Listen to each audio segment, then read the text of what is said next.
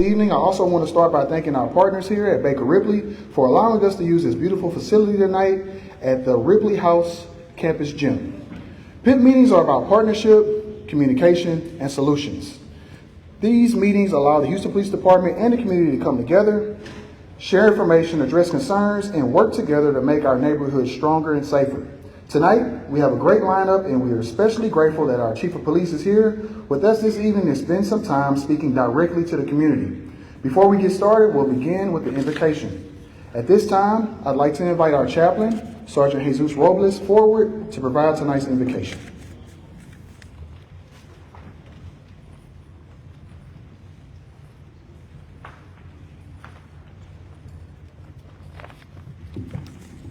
Thank you. In the name of the Father, Son, and Holy Spirit. Amen. Heavenly Father, we come to you today asking for your guidance, your wisdom, your discernment.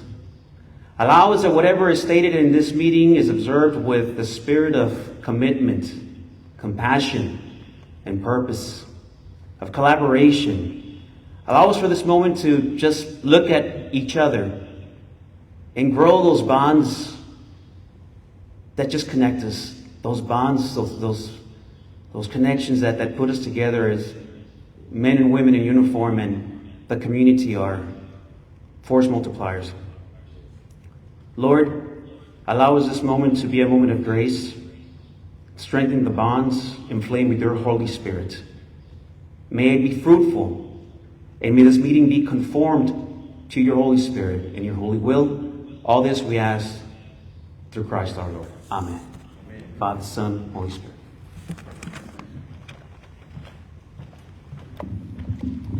Thank you, Chaplain Robles. Before we move forward, I'd like to recognize one of our community partners who helps make gatherings like this possible. Please help me welcome Mr. Fraga, the Senior Manager of Civic Engagement with Baker Ripley, who would like to say a few words and introduce himself.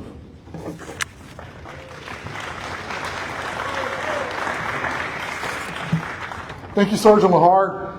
Good evening to everyone. When I started this, on behalf of Baker Ripley, I want to welcome you to the Ripley House. This is a place for a community to come together, and as Sergeant Lahar said, what the PIP is about, right, about communication and collaboration, and in the invocation about building those connections, that's exactly what Baker Ripley, and specifically the Ripley House, is about. So again, we're very glad to partner with HPD. We thank Chief Noe Diaz for this partnership, and we invite you to return. We're always available to serve the community. I'd like to highlight one of our important resources this time of the year, and that is free tax preparation. I have these handouts on the sign-in table, so please avail yourself to them. Please get this word out. There is an income requirement, and that is explained on the flyer, but definitely want to get that out in the community as much as possible. That takes place here at the Ripley House and at other locations.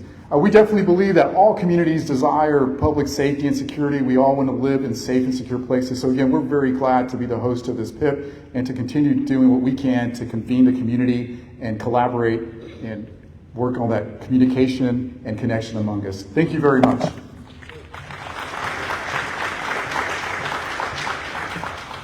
Thank you, Mr. Fraga, and thank you again to the entire Baker Ripley team for your partnership and the work you continue to do for the community. Ladies and gentlemen, tonight we are fortunate to have with us a leader who has placed a strong emphasis on community engagement, transparency, and collaboration. Under his leadership, the Houston Police Department continues to strengthen partnerships with our neighborhoods while working to address crime and quality of life concerns across our city. Please join me in welcoming Houston Police Department Chief of Police, J. Noe Diaz, Jr.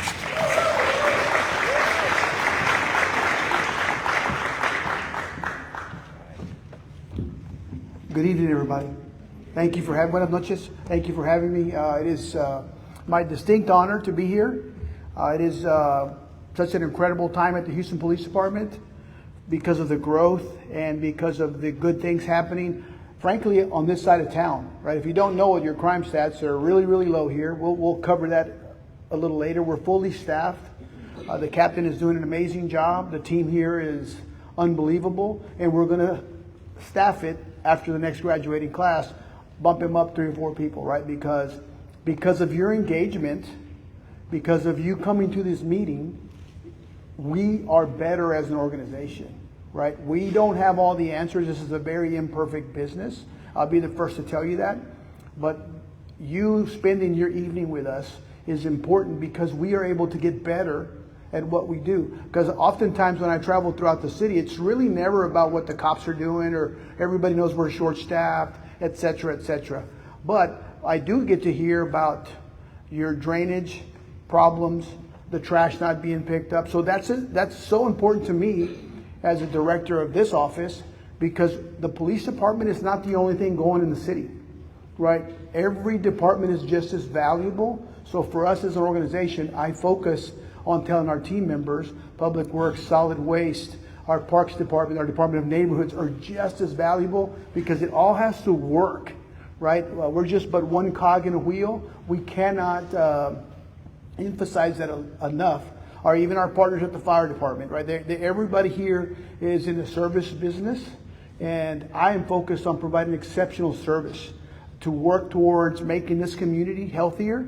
There's a lot of people that have been here a long time, a very long time, and for me personally, this is the backbone of the skyscrapers, right? This is what made these neighborhoods, made this city better, bigger, and it's getting amazing, right? So you can see the growth coming towards this part of town, and sometimes that's a little bit scary because my wife and I actually did some looking for a home out here, and man, there's nothing really reasonable out here anymore. If you'd have to tear down and build something new. So you guys live it every day. So, but I'm so excited.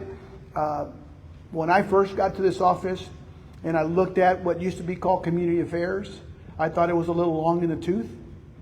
So the mayor challenged me. How do we bring the police department into these communities, right? That's where the rubber meets the road. I think a young lady back there showed me a folder that she has when the PIP meeting happened at State Street in 2017, and the topic was homelessness. All those almost 10 years later, right? So when we were having the meetings at State Street in downtown Houston, it was always the same people. Right? And the challenge for us is to meet everybody in their neighborhoods, because that's how we as an organization are going to get better, move forward. And for us, it's a recruiting tool, right? For us, is you're bringing your community, your children and grandchildren into this department to be stakeholders, because I don't look at you as a taxpayer, right? I look at you as a shareholder. You have equity in these communities. You're invested. Most of your treasure is in your home, right? And your property. So for us, it's important that we continue to make sure that it's a livable place, that it's safe and it's protected, and the police department are doing their very best to ensure that those things happen. So I'm super excited to bring it out in the neighborhood. We've moved it around, and it's met with, just before, I can tell you, when we had it downtown, we've had 7, 8, 9 people. When we went to the west side of town a couple of months ago, I mean, there's a couple hundred people in there, right? And those discussions are important. They're healthy, because I'm not going to have all the answers. No police department is going to have all the answers. Every police department in the country is short-staffed because of the investment that this community has done already, and the mayor's commitment to the entire community. When I got here, I think there was 5,030 police officers. We're up about 5,400, and we have about 220 cadets in the academy. And I think there's a couple of guys in camouflage back there. They're in different stages. I want to recognize our servicemen and women, right? They're in different stages of getting hired, but they're from here, right? So that's what I want for this community, to people from here. Our recruiting team isn't flying to Tampa or going to New York to bring people to these jobs, because these are fantastic jobs now, right? The salaries are high, and I want people that live here to raise their families here and work through growing these communities in a positive way. So it's not Mayor Whitmire. Mayor Whitmire's like me, kind of a 70-hour a week, sometimes 80 a week, because the city's enormous, right? We just can't stay siloed in one thing. But the council members, I know there's some council members, representatives here.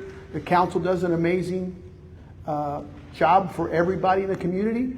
We don't always get along, because that's what government does, right? We cannot just be the same over and over and over again. We have to have these hard discussions, because they legislate, and whatever they send down to us, we work with them, that legislative frame, and it's always going to be in a positive way. I want to recognize our community engagement team we're just a little north in the last 4 months of actually doing 400 events, right? So we're not sitting at Travis anymore. It's out in the field. No one knows better than the captain in this district what he needs, what schools need, what a church needs, what a park needs, because he or she is involved intimately in the everyday goings on.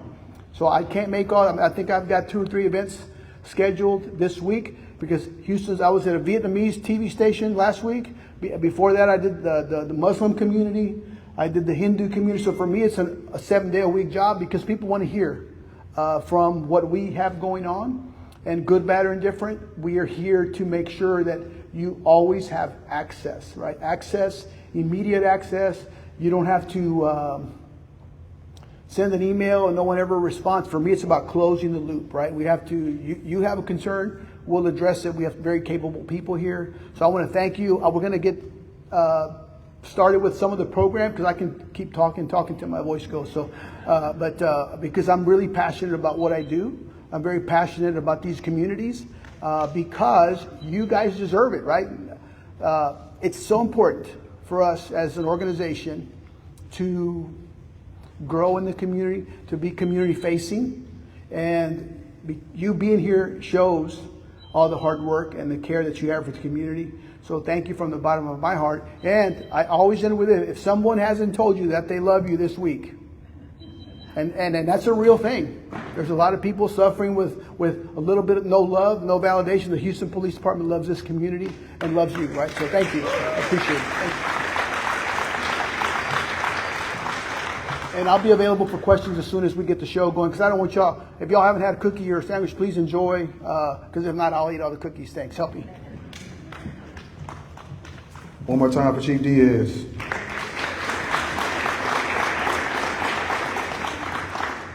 Next, we're going to hear from someone who helps us understand what's happening across the city through data and analysis. Please help me welcome Mr. Jim Mallard from HPD's Crime Analysis Division.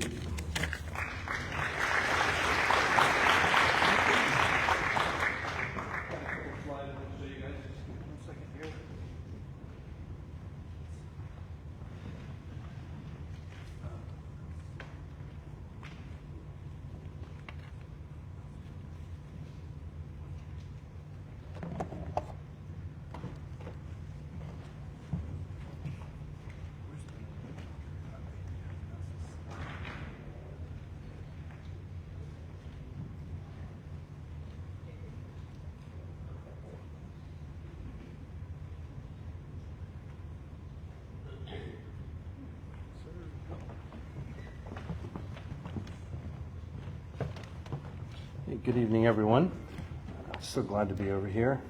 I wanted to go through some citywide stats, just kind of show you where we're at. This is getting mid-March, and so this is about the time when we close out our stats from the prior year. It takes us a little bit of time to get through everything for our records division to fully staff everything, make sure the numbers are good when we submit those to DPS. And so at this point, there's a few cases lingering from last year, but not enough to really move the needle. So I just wanted to kind of give you guys a heads up of where we're at.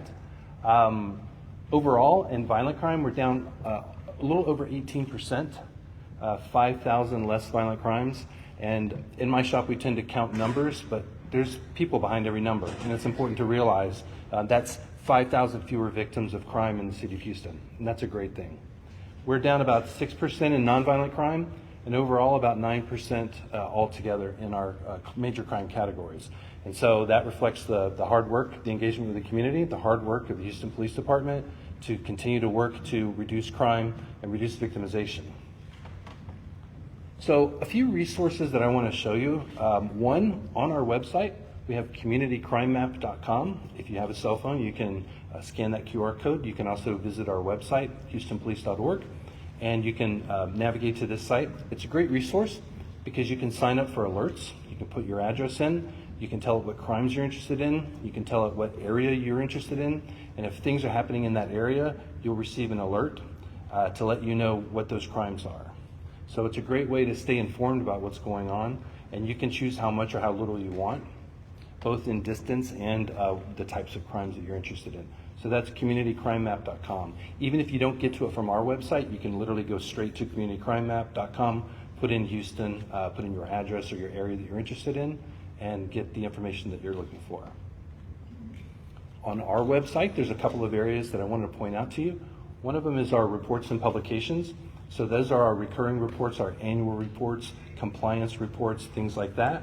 So that's a great place to learn about the police department and the information that we provide to the public in terms of transparency. Also in our crime data, we publish data every month out there. If you like to play around with data, you can get the raw data there.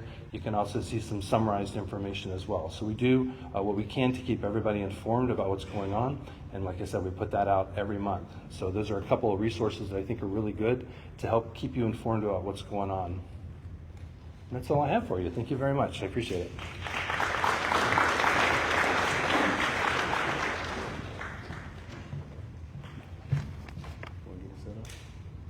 You can get it set up.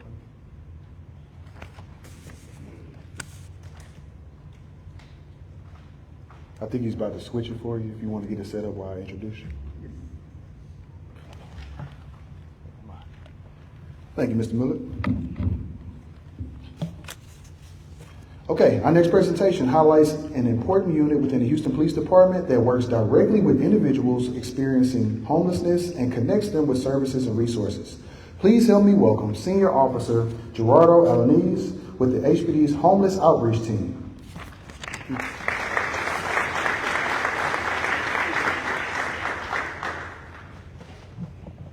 Hello, everyone. Good evening. I'm Officer Alaniz. I've been with HPD for 35 years. I'm working out of the Mental Health Division with the Homeless Outreach Team, and I'm here to share with you what we do in the city of Houston. Welcome, everyone.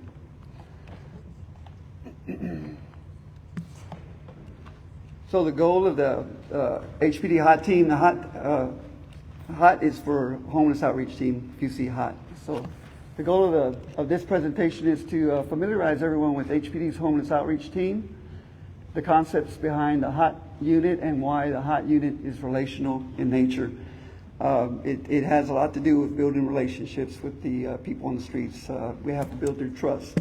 So even the uniforms, as you notice, the uniform that I'm wearing is not like your enforcement or the patrol officers. It's a little bit more, less, how you say it? Intimidating, yes, less intimidating. And it does help the homeless community, the consumers, know who we are and recognize us when we talk to them. So the objectives is number one, to learn what the HOT unit does out there in the field. Number two, to learn the HOT's mission statement. Oh, thank you. And number three, to learn how the HOT unit operates to help the homeless.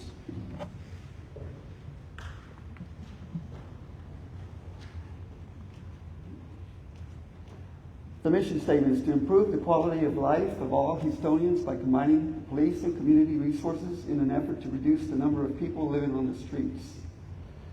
Trying to build a relationship with the homeless people and build trust, and that's the whole goal of the mission statement here. Homeless Outreach Team defined. It's a specialized team of Houston police officers and mental health care coordinators. We engage in street outreach to homeless community. We do relationship focus.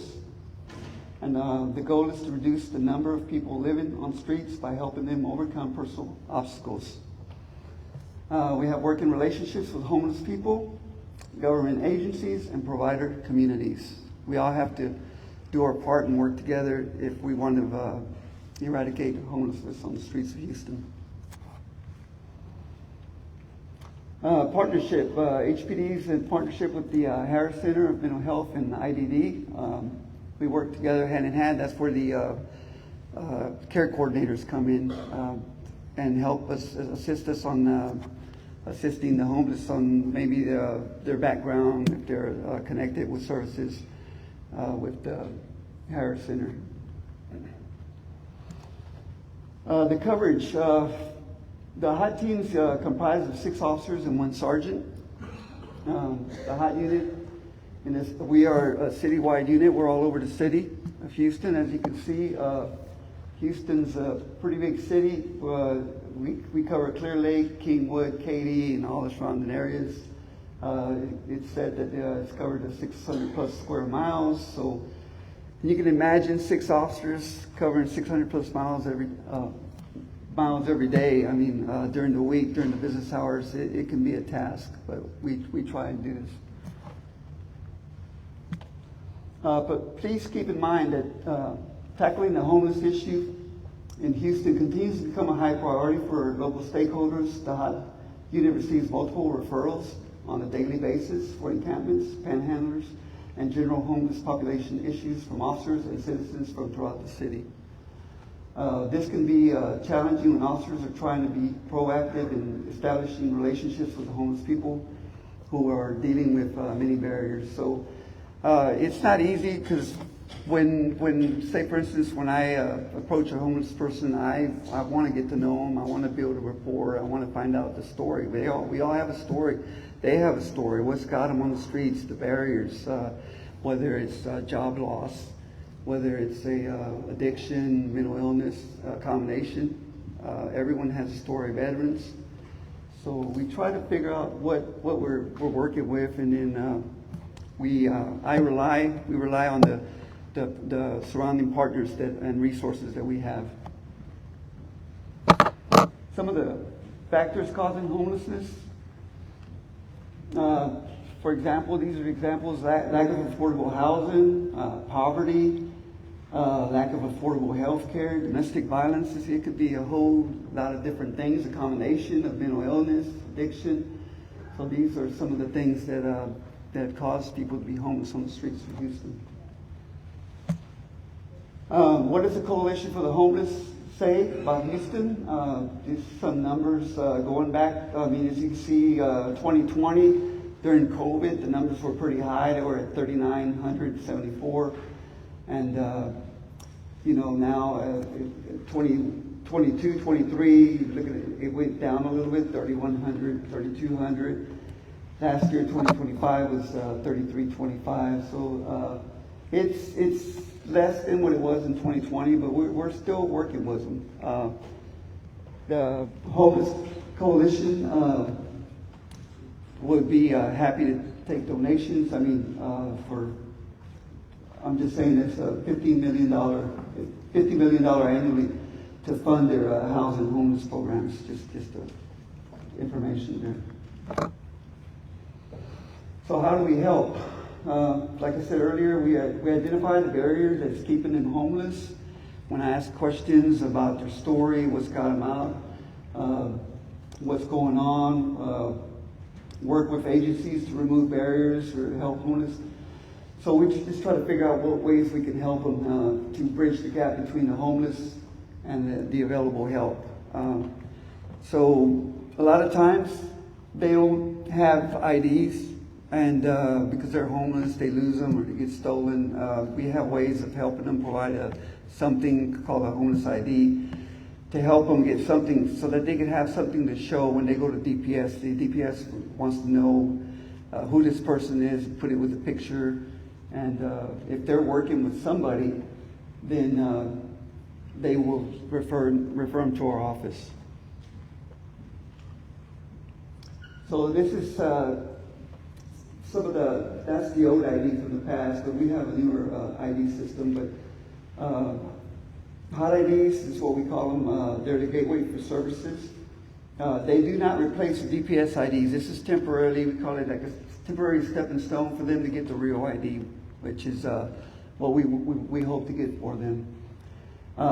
It does not carry the same weight, but one of the criteria is they truly must be homeless for us to help them, and they must be have some kind of case management, whether they're working with the resources, the shelters, Social Security office. I mean, they just have to have somebody helping them and working with them.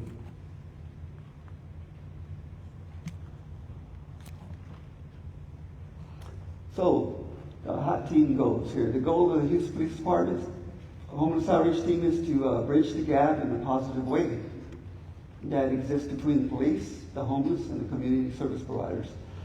So once again, we just want to build relationships, helping them with the community and the providers that are out there. We have a good working relationship with the Social Security office, the DPS office. They know who we are when we go there, and we're trying to help these individuals go to the streets. There's several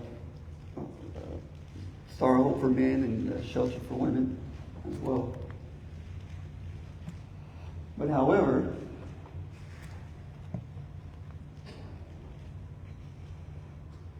the city recognizes the need to address the negative civility issues associated with life of homelessness. So, I mean, kind of goes hand in hand when you are camping out and there's trash laying around and we got mass feedings on the weekend. That kind of becomes, people are doing right for the community and helping them, but it also brings trash and the smell and the complaints start coming out. So we have to be able to work with that. So we have to educate them. I make it a point to educate them on the enforcement side of it. We would like to educate them on the city ordinances, what they can and can't do, and then let them know that the enforcement team can come out there and cite them as well. But my job is to try to get more yeses to yes, I want to get help and getting off the streets and go into a shelter. So our approach is kind of like the sandwich approach. We get referrals to the homeless outreach team. So like I said earlier, we educate them and give verbal warnings. That's one way when we make contact with them. We do have a data system where we can warn them and put them in the warning tracker. That helps the officers on patrol to know who they're dealing with. Sometimes when they have a certain name or maybe an intersection, it helps them know who this person is if they don't want to cooperate with the officers. Sometimes they don't want to open up. And this is a really good tool, but I make it a point to document it really well. And then also we refer the consumers that don't want services or help with DRT, and DRT enforcement can go there and talk to them. And they can do it, follow us as well, DRT enforcement. What is DRT? DRT is the differential response team. So they pretty much do the enforcement side of it. So what we're doing is trying to get them help and getting them off the streets and the shelters. But what their job would be more like, if you don't want to go and you're still doing the same thing over and over, then they will either be cited or they'll do their job on the enforcement side. So are we ever going to eradicate homelessness? There's several barriers in the goal of eradicating homelessness. Like lack of housing, shelters, other programs. Sometimes they get full. Sometimes they don't have room. Sometimes they get banned. I mean, they have rules in these places that they have to follow. Sometimes they don't want to follow the rules, or even the homeless people. Some individuals are unwilling to accept the resources. They're not ready. Sometimes they're just not ready. But that's why we try to build a rapport with them and try to win them to trust us and to help us, let us help them. Enabling behaviors from the society, just different things that they just don't want. They don't want to be. Some people don't want to be around people. They want to be to themselves. They have their reasons. How many homeless people has a hot team helped? This is some stats from 2025. I know I'm not going to read the whole thing to you, but there's some numbers. We get citizen contacts, 8,500 citizen contacts for the year 2025. On views, about 2,400. Follow-ups, 787. There's several things. There's several things that we do, whether it's IDs or meetings, divergency, or just depending on the person's situation, what they're trying to do, what they're trying to accomplish. So for the officers here, some of the common questions, since we work during the day shift hours between 6 and 4, the resources are not available or open sometimes after business hours. So some of the evening shift, night shift officers will ask, like, what shelters are open? Where can we take people? Do you have places like the Diversion Center, the Houston Recovery Center downtown, places like that? Other questions, what if someone's stranded on the street with children? You know, those are difficult situations, but they can call us or send us an email through the hpd.hot, or I'll get to that in a minute. So those are some of the questions we get.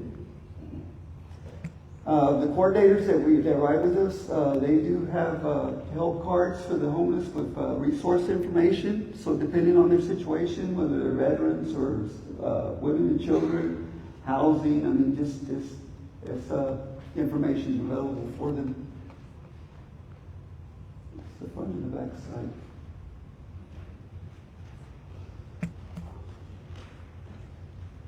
So officers, please contact HOT if we're available whenever you need us during the day. If you need help with a housing assessment, our care coordinators and us are able to help you, assist you with that. We can go and meet you on the spot.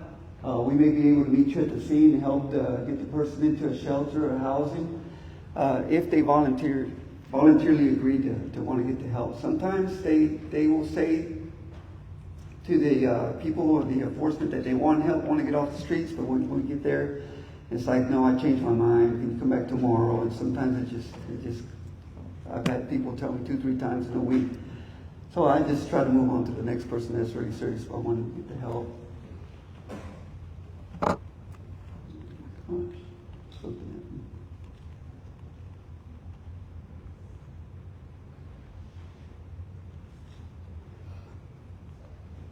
So this is just some of the pictures during the freeze. There are places like Mormon centers. This is our HOT team in action, going out there to talk to the people, give them information, educate them on what's open, resources for Mormon centers or cooling centers.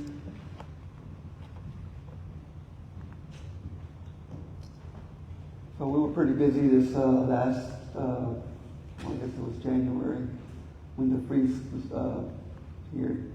Our contact information is going to be, we're located at 150 North Shinneberg, which is the Houston Recovery Center on the second floor. Our office number is 832-394-4200. If you have any requests for the HOT team to come into your area, you can jot down hpd.hot at houstontx.gov. We do a good job of trying to keep up with the referrals that way. And for the HOT officers, they're on the HPD portal. You can go to the MHD and click on it for the mental health division, and just click for a HOT referral and fill that out for your officers on the evening shift and night shift. Do you have any questions for me? Yes, sir. Are you guys going to be moving into 419 emancipation and so on? That is, yes. Well, that's in the process, in the making, yes, sir. Yes, sir. How can y'all help with mental health and kids situations? Another one, how do you determine when somebody needs to be picked up and sent somewhere to a hospital, even though they're denying help? Mm-hmm. And I have another one. When you see the homeless people in the same areas, in the same intersections, when does the stability ordinance take place where they can make them leave? Mm-hmm. Mm-hmm. And the last one is, at the end of the day, I understand the homeless people have rights, but at the end of the day, my wife and daughter have rights too, and they ought to feel comfortable going to the stores and not being harassed, or people in the gas stations where they're being harassed. Mm-hmm. And at what point can somebody step in where the boundary is? I mean, you know, when somebody's offending them, at what point can we get involved? Well, if they're aggressive, we do have officers that you can call the non-emergency number. And it takes 25 to 45 minutes on that dispatch line. That's why my community's asking for this homeless outreach phone number to be put now, not in 6 months 5 months. Okay. We need it now, because I was in a situation where a grown man had his pants all the way down to his knees, and I was on the phone with HPD's dispatch for 25 minutes. And I ended up hanging up because, I mean, I had things to do too, but it was a grown man with his pants down to his knees, and I sent several of the people, our council member and other people, pictures of this, and that's not acceptable for my daughter and wife to have to see. And at what point can we hold HPD a little more accountable, or not even HPD, their dispatch? Thank you.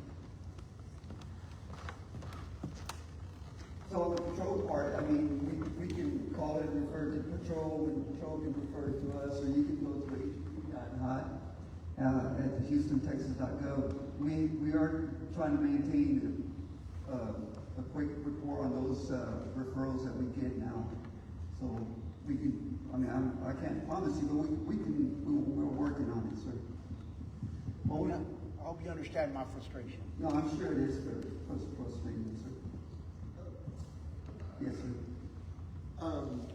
Glad that y'all are here. Glad that Chief Diaz is here and representatives from several of the elected officials that also chosen to attend tonight. Baker Ripley for having us here tonight. So, Officer Alanis, this isn't necessarily something that you're signed up to answer, but you have been sold to this community, or your unit has been sold to this community to assure our sense of security when 300 cases of hardcore homeless are going to be concentrated in Second Ward. Okay?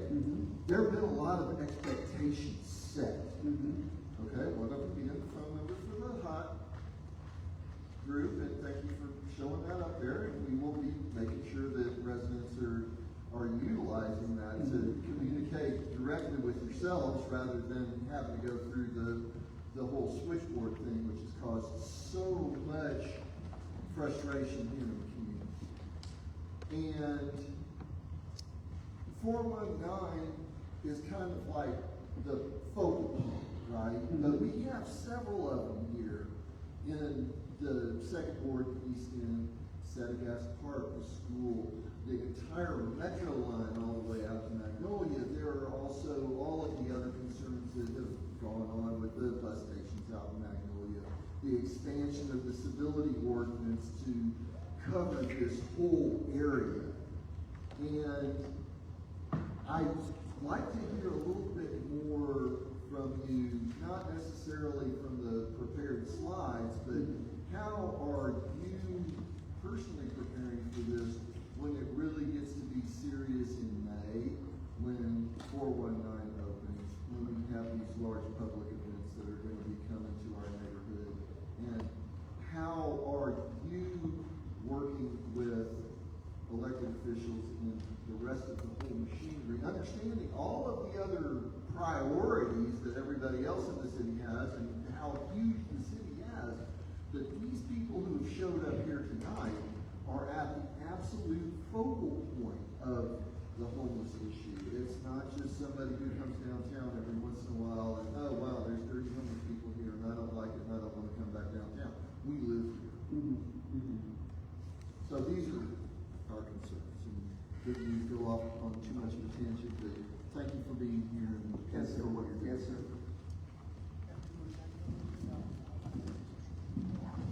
Hello everyone, my name is Samantha Rubin. I'm the captain over the mental health division, so I supervise the homeless outreach team. Some of the questions you may have, Officer Alanis won't be prepared for, so I decided to go ahead and come up here and talk to you all.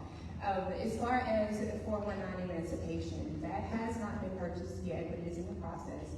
Until we have that facility and the vendor who's going to operate that facility, I can't get into too many details on exactly what's going to happen and not happen there, but I would say it is going to be a facility where we will house people there, we will provide them numerous resources where they won't feel the need to leave, and when they do want to leave, we do have resources to provide them transportation there and back.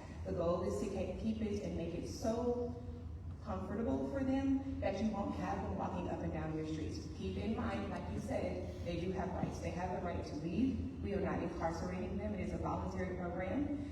If they want to be sheltered or housed there. So they have the ability to walk up and down the street as long as they're not urinating in public, violating city ordinances, or causing disturbances, or violating the law. So yes, there is a balance, and we will maintain it because we want to protect everyone's rights. There was a compound question, so there's another specific question you want me to answer that I can try to answer. I'll do that. Just spout, sorry. Are you gonna allow high-risk sexual predators in that facility? We don't allow high-risk anything in the facilities that we know about. So everyone will be screened. It is a voluntary process, but we will be screening them. They'll be brought by various agencies. So we won't have not just sexual predators, we won't have known murderers, rapists, anyone with a warrant, anything like that. With any interaction we have with the public, even the homeless outreach team, we want to know who we are dealing with. So we do run them to see if they have warrants. Not Class C warrants like speeding, we can take them to get that absolved. We talk about more serious Class D or above warrants. We do run them, and we do even, and Jaime Gerardo was here at one of the founders for the mental homeless outreach team. He came, went away, everybody. This is who you are. One of the things he said to me that he impressed upon me is even if you are taking someone to jail, there's still outreach involved. You can say, hey, you have to get this warrant taken care of. When you get out, we'll be here for you to get you sheltered or connect you with resources. So we are still doing outreach even if we have to take someone to jail. Does that answer your question? Okay, yes. That's. Oh, sorry, we're gonna go with the mic. Oh, I'm sorry. Thank you. Yes, ma'am. Okay, so this phone number that was put up there, that 832-394-4200, is that the phone number that directly reaches the hot team? Okay, so yes, but if you're talking about dispatch, someone else brought it up. We don't want this. The Okay, problem, it's not. no, Okay. we, I think as a community, do not feel dispatch is able to screen the calls well enough and get in, that we're not able to get in touch with them quick enough. Okay. So dispatch doesn't work. Okay. Dispatch, it doesn't work. 911, there are issues with that as well. We're put on hold, without even finding out what the issues are. And to get in touch with dispatch, it takes 20, 30, 40 minutes, and then they send out emergency, they don't send out the right people. So for example, we had an issue at the park and there was a homeless man who was laying on the bench who, when I finally got hold of dispatch, they sent the fire trucks out there. I mean, and what a waste of services. Emergency, I specifically said, I need an officer out here. And they hung up and sent the fire trucks. So we are asking for a direct number to reach officers who can take care of the homeless people that are lying around naked, that are urinating on the basketball courts. I mean, we need a phone number. Yes, okay, so I do want to say, when I say dispatch, we have to have a central hub where calls come in. And I understand your frustration, so I'll get to that in a second. Because I too have to wait 30 minutes if I have a call, so I understand. But we have to have a central hub where calls come into the city of Houston. That is how we know where our officers are going. It's for your safety and for theirs. There cannot be a separate and distinct number to dispatch officers out to calls for service. Now, when I say dispatch, when I say dispatch, I'm talking about the calls for urinating in public, and these are city ordinance, and also needs to respond because there's exposure issues, right? And children potentially around, and adults, we don't want to see that either. It's decency. We understand that. We have to have a central hub though. So, yes, we are working to reduce call times. Every month, the chiefs look at our executive staff, look at call times. We're trying to reduce those and find ways to get more people in the seats, more callers, civilian staff to help us so that we can decrease your call times. I understand it's a frustration. It is not unique to y'all. We experience it too. We're trying to decrease that, okay? Sometimes some days are better and some days are not. We apologize for that. Now, when it comes to homeless outreach, what we're going to do is if you call us or you see the email, we will follow up on it. Here's the issue. If that person isn't there when we go, because now we take pictures of what we see when we get there. It's in the protocol I put in place. If that person isn't there, or we don't see what you saw, we have the photos to show you what we saw when we were out there. Just 2 days ago, my officer was dispatched to a wheelchair-bound person. I don't want to say dispatched, it's inappropriate. The officer sent a referral, and we sent him out to a homeless, unsheltered man in the streets in a wheelchair, impeding traffic and everything. When Officer Eloise was out, the person that we were looking for was not there. He took photos, but because of his due diligence, he drove around and found another unsheltered man in a wheelchair and was able to offer him services to get him off the streets. So my point in saying that is, number one, when we go out, we may not see what you saw, but it doesn't mean it's the only time we go out. It will be on our radar, and when we're in that area, we'll cycle back around because we realize they are transient individuals. They have a lot of resources offered to them, so they may go to this place to eat at lunch, this place for breakfast, and this place for dinner, and by the time they go back, it's 5 o'clock in the afternoon, and my officers may or may not be there to see it. So we will cycle through as much as we can.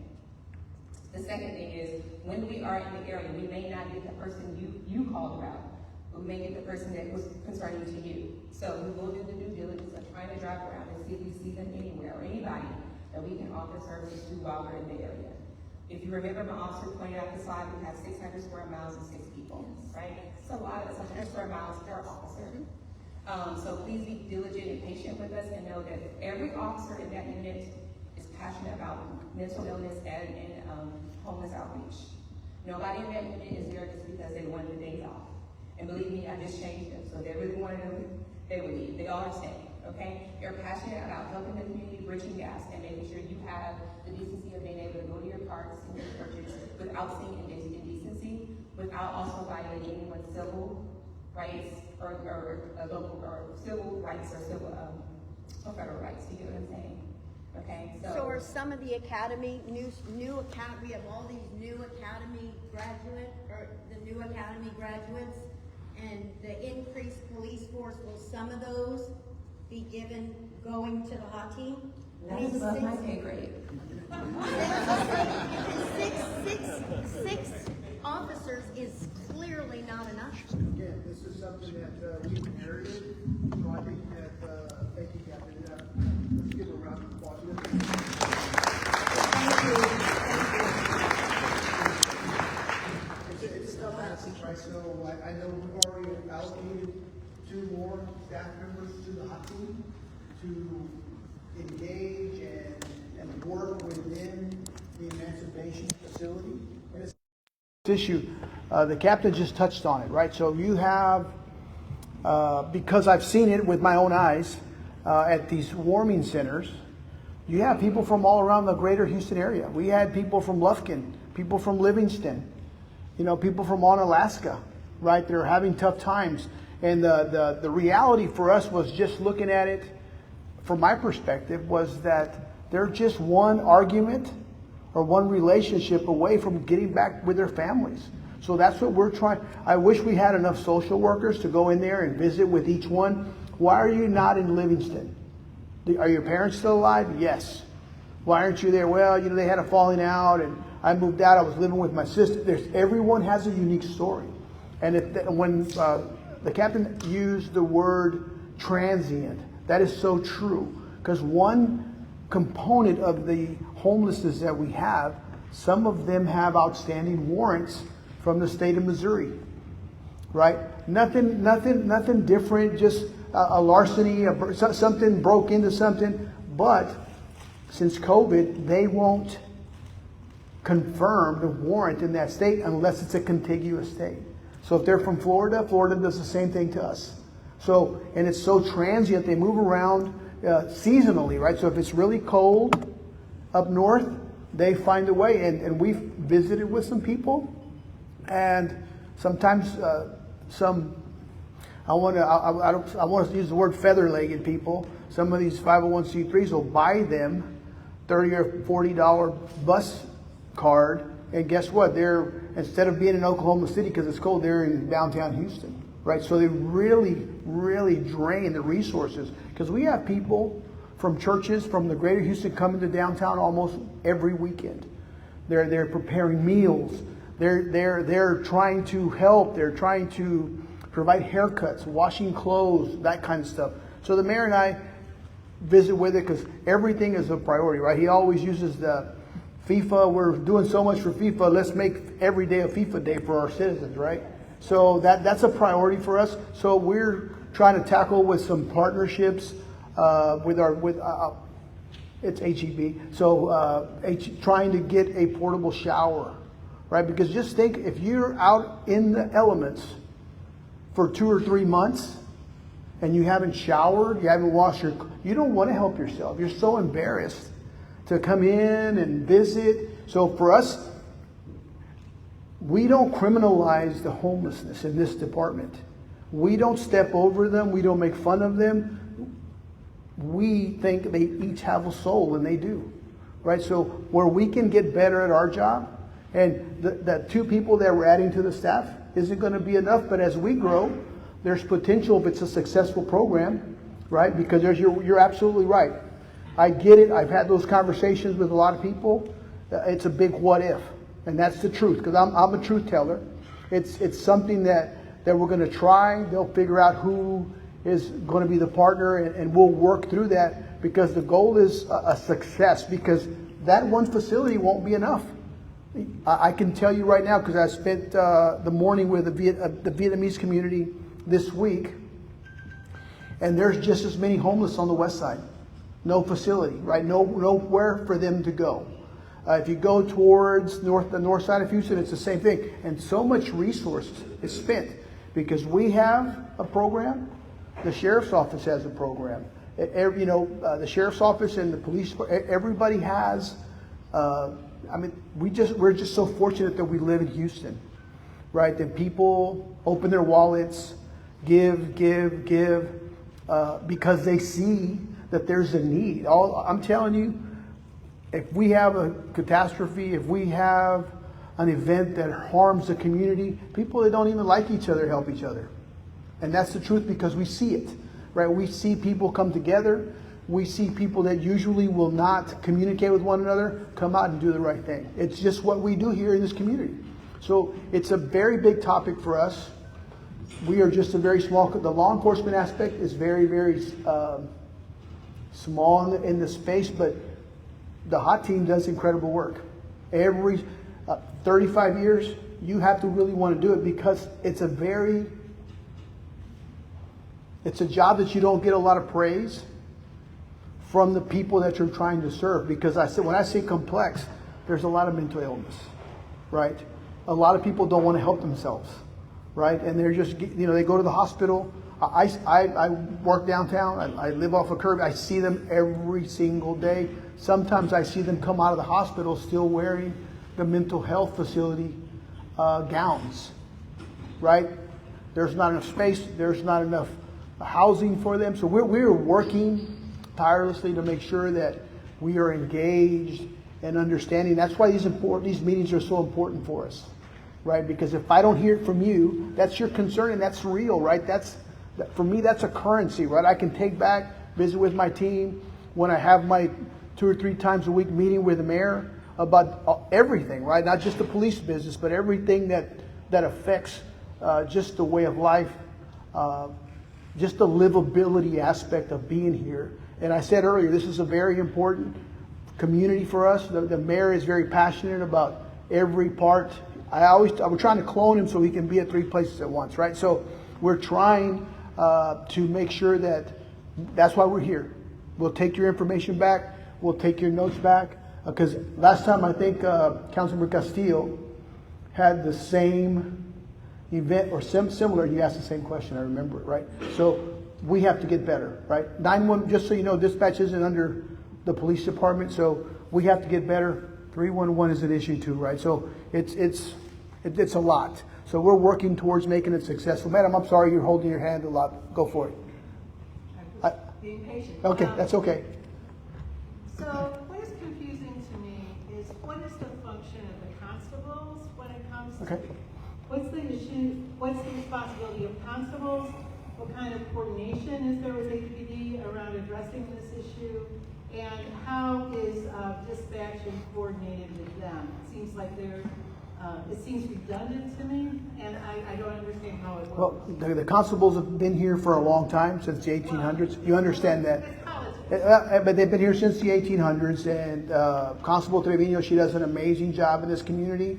She is essentially another layer of law enforcement. When things get dispatched out into the community, a lot of their team, they jump a call, and they help us big picture. They help us keep our numbers down for the nuisance calls, for the barking dog, or it's an integral part.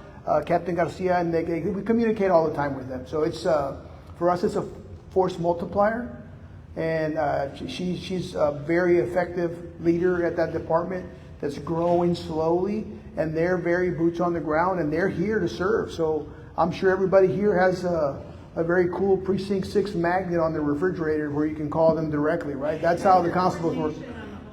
There is, right? Because they'll pick up a call if there's, especially when there's someone that's experiencing some sort of mental episode where there's a little bit of violence involved. We check by with each other. They'll roll by.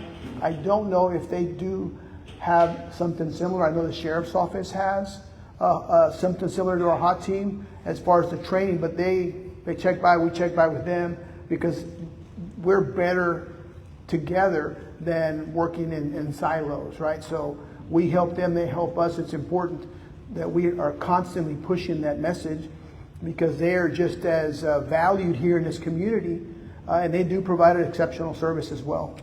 So that's to answer your question about, I don't know if they have their own team, but if they have a call, they routinely, I say jump calls, but they'll take a call when they see things holding. Like right now, I just checked, there's only 6 calls holding here. That's amazing because this is a big area, right? So that is staffing helping, right? That is work being done around the clock. I mean, when the mayor and I got here, there was 5,030 police officers. We're just north of 5,400 right now.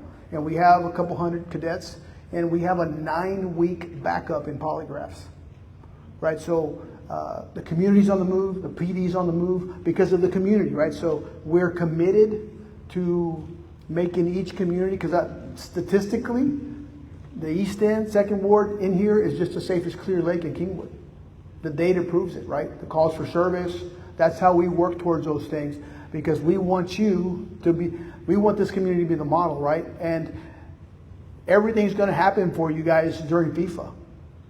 I mean, this is gonna be, this is the it place, right? This East End, and it's gonna be busy, right? So we'll have about 30 days of nonstop action. So we're very excited. We're very privileged to have FIFA here in our community, but we understand it's going to bring a lot of difficulties. We're tracking we track the Airbnbs, all the short-term rentals, all that stuff. We're watching it. So if you see something, make sure you say something. Call somebody. Call the Ernest here at the office to make sure if you see because usually what happens with those Airbnbs, someone will rent it and they will put it on Facebook or Instagram or Snapchat, and then it'll be a party. So the person that rented it just changes, and it can get kind of out of hand quickly. So we're super excited about FIFA. Somebody back here? Yes, sir. Real quick, I think this might be better for the captain, chief, but either way, when 419 was first dumped on this community, yes, sir, which is what it was. Yes, sir. We were told that it was going to be a no barrier facility. We were just told something different, that there will be barriers, including background checks, criminal history checks for people going in there. Why the 2 different stories, and why has it changed? Or we were told no barriers initially, and that really made us concerned. That was a big concern for us. Okay, so just to give you some background, when we say low barrier, and it may just be a misunderstanding in our interpretation. They called it no barrier. Okay, I think it's no barrier. I did hear low barrier from Director, retired Chief Director Citywide in the mayor's office. So when we say low barrier, what we mean is typically, and Officer Ellis can attest to this, typically when we have someone who is wheelchair bound or unable to do daily life activities like wash themselves, or severely mentally ill. Those are barriers that most shelters will not accept Right. for. So when we say low barriers, we're going to remove those known barriers that we have. If they have a wheelchair, they can come in. They may need assistance washing, we'll have people to help them, so that that doesn't prohibit them from being able to enter 419. Yeah. That's what we meant when we said low barrier. Okay, we were told, because we asked specifically, what about criminal history, what about drug use, under the influence, that type of thing, and those were barriers to helping the homeless, so those were not going to be a barrier for this facility. So if someone is on drugs, that's okay. We can assist them. That won't stop them from getting in. They can't actively do Okay. drugs in the doorstep, but it Yeah, won't yeah, stop yeah. them from getting in, because the whole thing is we want, while they're there to offer resources to them. They're there to make sure that they don't continue to be in the state that they're in. So that drug abuse or alcohol abuse, those things won't be a barrier. Now, we are officers, so we transport someone. We're not gonna take a known felon to a facility when he is more appropriately based on the charge. I get it. To go to jail, right? But absent those situations, and I'm not trying to have you walk away thinking that is the everyday person on the streets. A lot of these people, they have low warrants like loitering or things that are non-criminal things, but they are nuisance issues in your communities, right? Those things will not stop them from getting in the facility. And those are not really our concern. Our concern would be the sex offenders. And we specifically asked, and we were told that was not going to be a barrier. That would be accepted. Okay, so what I will say is, I wasn't a part of those meetings, so I apologize if either it was miscommunicated or the direction has changed since that conversation. Okay. So can you just clarify it can you just very clearly, just let us know, sexual offenders will not be allowed in this facility.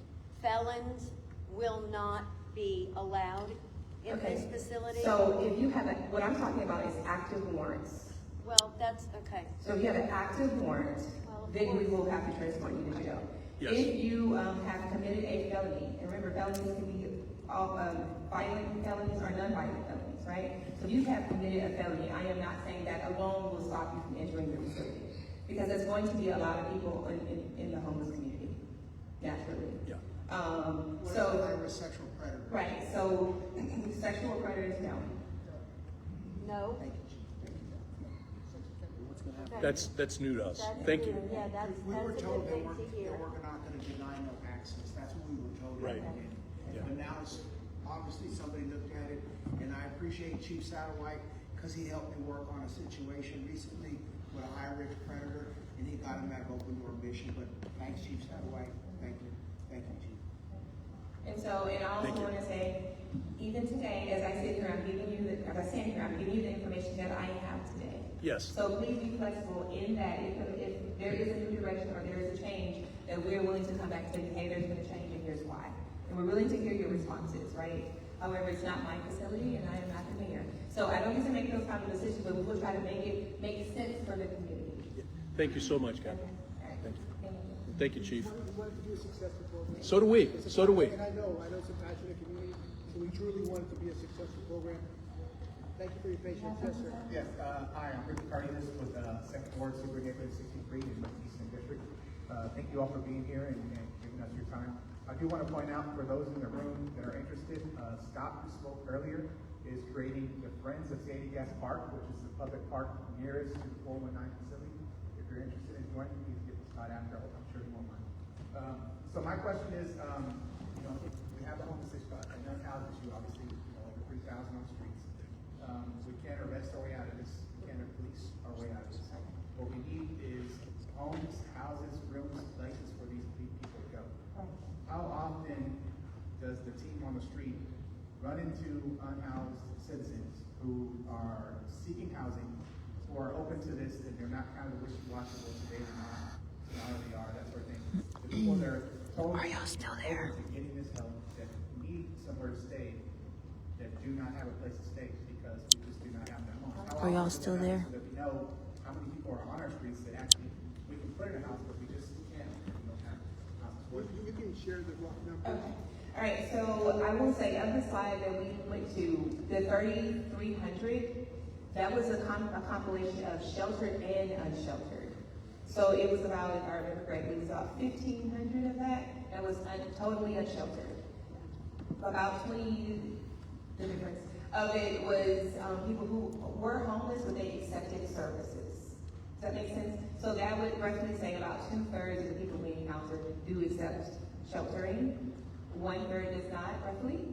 And that's for various reasons. We may have to engage someone, mental illness, PTSD, whatever it is, alcohol, drug abuse, a combination of many things. We may have to engage someone 5 times, 15, or 20 times before they believe we are truly there to help them, and we're not just there to take them to jail for something they did not do in their minds, right? Because we probably have taken them to jail, it was for something that they did do. So that the level of engagement and trust rapport that has to be, the officers have to undergo to get someone who's in that third, that toughest population to get to agree to say yes, is probably more than you would imagine. Even if you saw us out, well, I saw the officer go out there 5 times and he's still on the streets because it's a voluntary program and he doesn't trust the officer enough to take the services that are available. Or he's a veteran and he has many resources, but he won't even let us take him to the DA. Do you get what I'm saying? So it is all voluntary. We cannot, as you said, arrest or illegally detain someone to get them to the DA and be like, look, he's a veteran, help him. We can't do that, even though we want to. Because, I mean, who wants a veteran on the streets, right? So Anybody. You said there's a third that are willing. So if you said there's a third that probably maybe Somebody's asking about ICE, and they haven't said anything about any of that. That's not what this is about. So then, if the city or all the parties necessary combined to invest in about 2,000 homes, decrease the homeless population by 2/3. I think you missed most of all of this. I'm saying theoretically, if the city or necessary parties were willing to invest the money, by building 2,000 homes, we could, not easily, not quickly, but there is a possibility of reducing the unhoused population by 2/3. Significantly, yes. Yes. So I have a question. Yes, sir. Do you want the mic? Yeah, I'll have it. Before I ask this question, are there any elected officials here, city council members, Christian Menifee? Representatives, anybody? Okay, good, because I haven't seen any of them here in some of the meetings in the past. But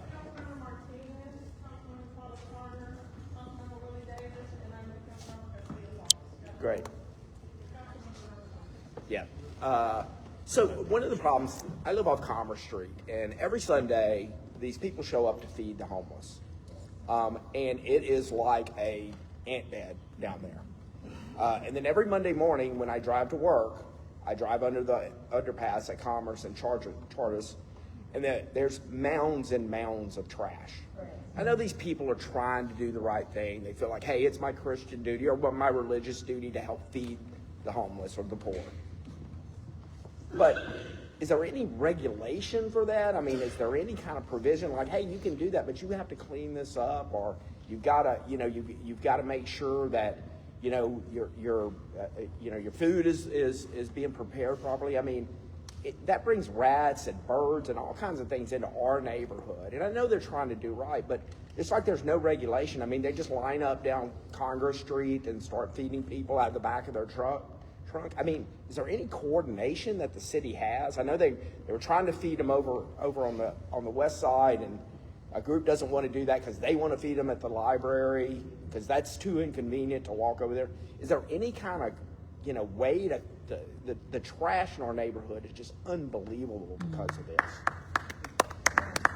Okay, so I haven't seen that specifically, but I have seen nearest the mental health division. For those of you who don't know where we're housed, we're near what used to be Minute Maid Park and is now Dyken Park, if I'm saying that correctly. We're near that, under the 59 overpass we're underneath. So I've seen that. What we have done, and we have not taken them, that's probably a DRT issue. I will tell you, the homeless outreach team, we don't cite people. We don't, unless it's a warrant, we don't typically arrest people for violations of city ordinance. That's a different response team officer. So many of them are talking about. But what we do is we do educate those well-intentioned organizational groups and tell them, hey, why don't you work with somewhere like the Beacon and go there where they already are at, so that they can be in a facility to be fed. But what we cannot do at this point is make them not show up and serve food. Maybe that is something the city council is looking towards. As of right now, I am not aware of an ability to stop them. It's been addressed. We had something around the library, and we got into litigation. Yeah, I understand. I know the circumstance. And there's competitive people trying to do well. I understand. And they move around. So we've had the novel idea of putting waste containers there, but it's one of those things. All that stuff's going to change really quick the way it looks. So it's something I see it every day. I drive down there, and it's hard to look at. It is. People should not live. You should live down there. We drive down there all the time, probably 3 times a week, and I see it, especially after the weekend. And they're very, and I want to challenge if anybody's watching these 501c3s or these groups that help, bring a trash bag, a giant trash bag, have the same people that you're feeding help, right? We are giving them a meal, whatever it is. Please help us keep it clean. It's just because it's a decent thing to do. It's not asking anything inappropriate, right? It's asking someone to pick up, because when I see it, the DRT gets a picture of it and we address it. We try to address it as soon as possible, but again, it's a resource thing, right? And it's not, if you see it here, it's on the west side of town, it's on the north side of town, because different people feed at different locations, and God bless them for doing it, because people really need some nourishment sometimes, but we have to work with them to make sure that they help us, help them. Yes, sir. Chief, I think you gotta get that fixed before we.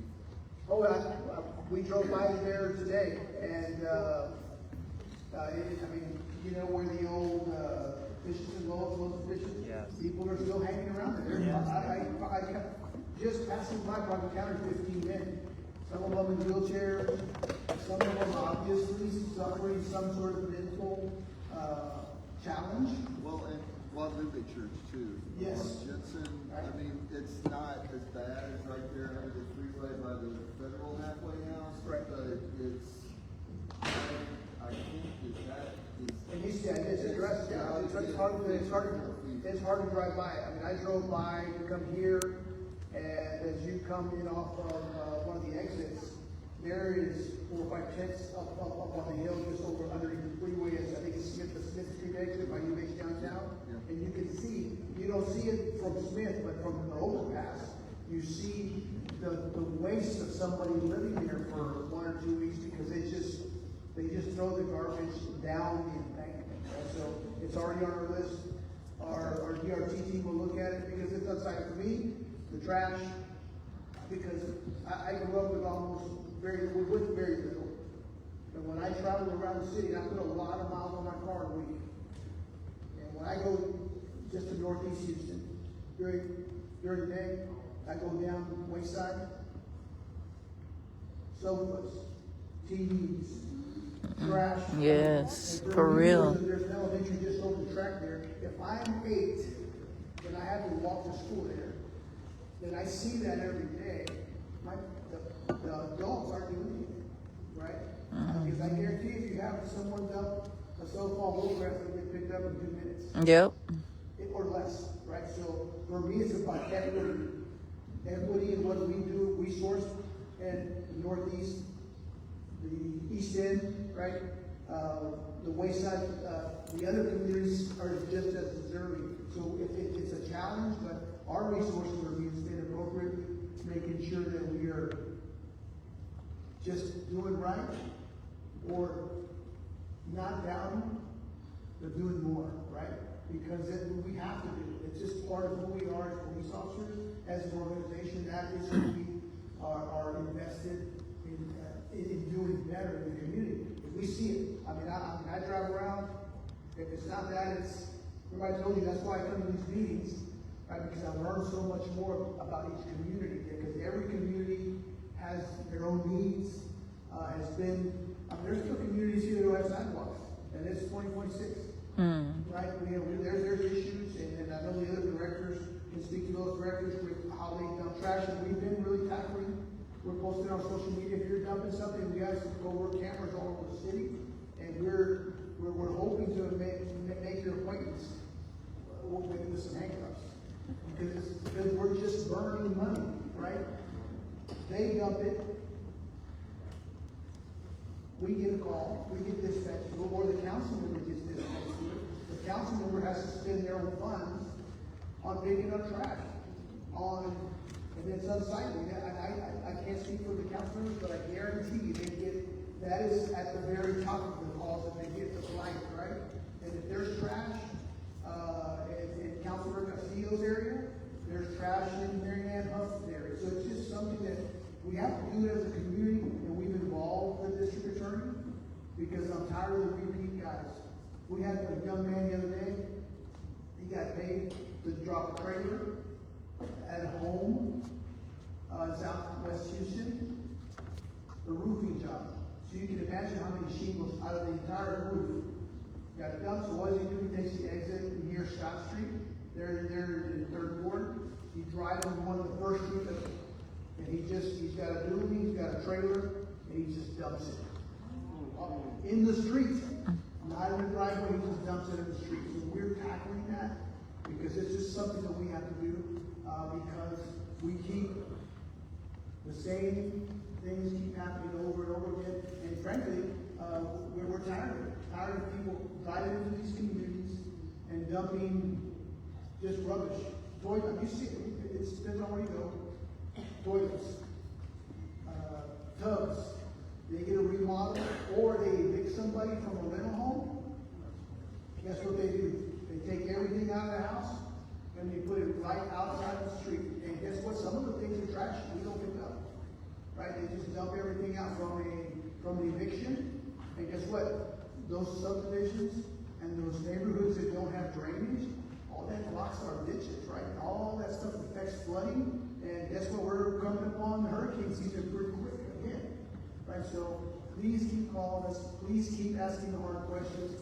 Stay engaged, stay involved, because we're not going to get any better if we don't get with you.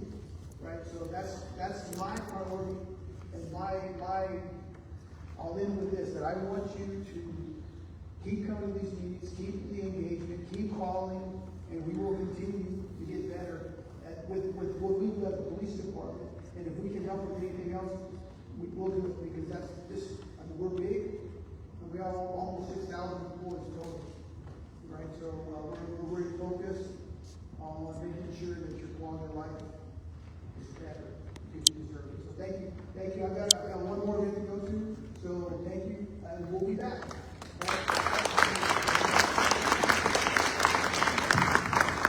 Thank you, Diaz. Thank you, Commander Rubin. As we begin to wrap up tonight's Citywide Picnic, I want to thank Chief Diaz again, Mr. Farada, and the Baker Ripley Center, Mr. Miller, Officer Alanis, and the homeless outreach team, and all of you in attendance tonight.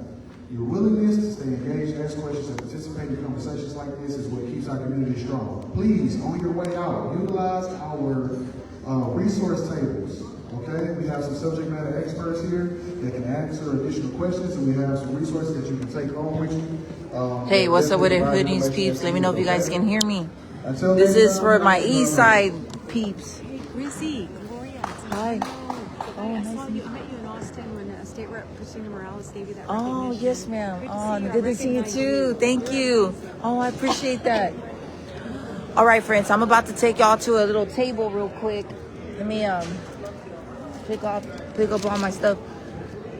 I need to show y'all something. I need to show y'all something. Hey, friend. Let me be right back because I'm going to show y'all something really important. I'm going to do a whole nother live video. Stay tuned. Give me 2 minutes.